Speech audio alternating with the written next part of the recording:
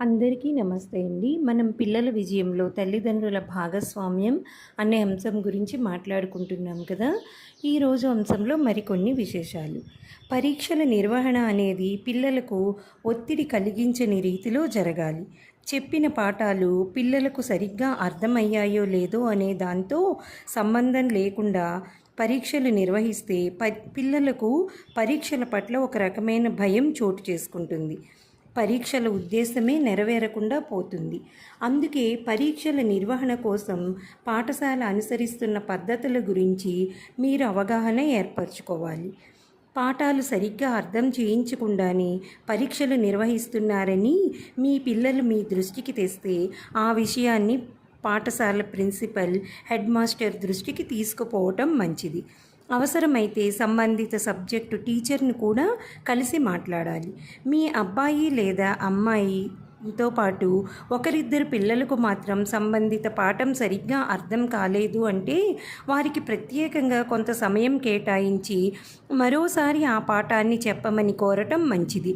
అలా కాక క్లాసులో మెజారిటీ విద్యార్థులు పాఠం సరిగ్గా అర్థం కావటం లేదనే అభిప్రాయంతో ఉన్నప్పుడు ఆ పాఠంపై పరీక్ష నిర్వహించటం అంటే విద్యార్థులను సంబంధిత ఉపాధ్యాయుడు బట్టి పట్టించే యంత్రాలుగా తయారు చేస్తున్నాడని అర్థం.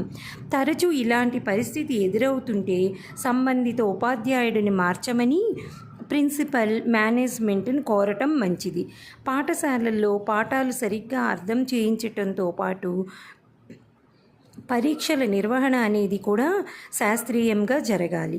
పిల్లలకు ఒత్తిడి కలగని రీతిలో షెడ్యూల్ రూపొందించాలి. అసైన్మెంట్ టెస్టులు, యూనిట్ టెస్టులు, మంత్లీ టెస్టులు, వీక్లీ టెస్టులు, స్లిప్ టెస్టులు, టాలెంట్ టెస్టులు ఇలా రకరకాల పేర్లతో పిల్లలను ఉక్కిరిబిక్కిరి చేయటం సరైన పరీక్షా విధానం కాదు. ఇలాంటి లోటుపాట్లు మీ పిల్లలను చదివిస్తున్న పాఠశాలలో కనిపిస్తే అధ్యాపకులతో, ప్రిన్సిపాల్తో చర్చించాలి.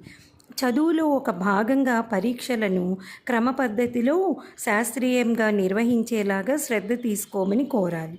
కొన్ని పాఠశాలల్లో పాఠాన్ని పిల్లలకు బోధించే క్రమంలో పాఠం ఊరికే చదివేసి ఏ ప్రశ్నకు ఎక్కడి నుండి ఎక్కడకు సమాధానంగా రాయాలో చెప్పేసి మరుసటి రోజు పరీక్ష నిర్వహిస్తూ ఉంటారు. ఇది అత్యంత విచారకరమైన అంశం. పాఠాన్ని కూలంకషంగా పిల్లలకు అర్థం చేయించి అందులో ఏదైనా ప్రశ్న అడిగినప్పుడు ప్రశ్నకు తగినట్లుగా సమాధానం రాయగలిగేలాగా విద్యార్థిని తయారు చేయటం చదువు లక్ష్యంగా ఉండాలి. కానీ మూసపోసినట్లుగా ప్రశ్నలు, సమాధానాల రీతిలో బోధన అభ్యసనం జరగటం పిల్లల జ్ఞానతృష్ణను తుంచివేస్తుంది. మరికొన్ని అంశాలు రేపటి భాగంలో చర్చించుకుందాం.